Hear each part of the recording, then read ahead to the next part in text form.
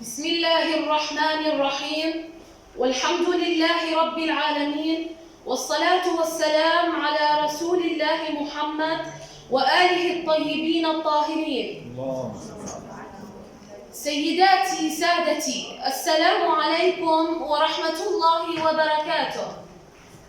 عندما تغيب شمس المكارم عن أمة أو مجتمع في أقطار الأرض العديدة فيسود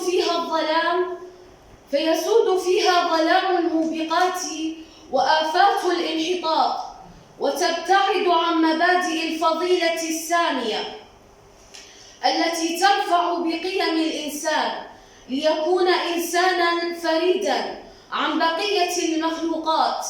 فدعونا نلقي على مسامعكم هذه الأبيات المتواضعة التي تعبر عن حال تلك الأمم. ما لها الدنيا وما يجريها، إن ترتجي خيرا فلا ترجيها. إن كان هذا في الدوام فعالها، فسؤالي اليوم عن أهليها. من ضيعوا فيها ما ضيعوا حسن المبادئ وتمسكوا بشقيها. من بدلوا الطيب بزائف واشتروا منها بخسها ورديها.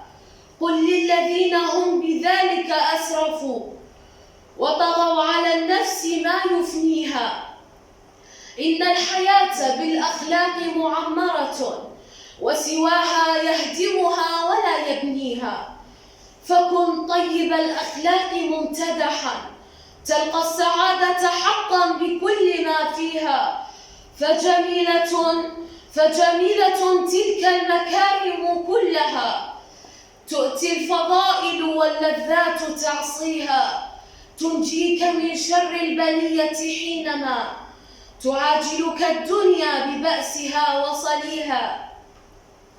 فيا من ترجو النجاة بلوعة وتروم حق النجاة وتعنيها، قم فارتقي بنفسك عاليا، فأنت تميتها وأنت تحييها.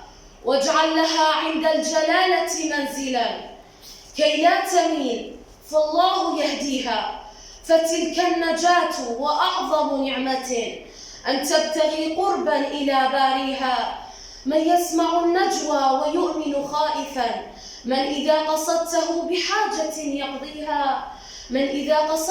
بحاجة يقضيها. والسلام عليكم ورحمة الله.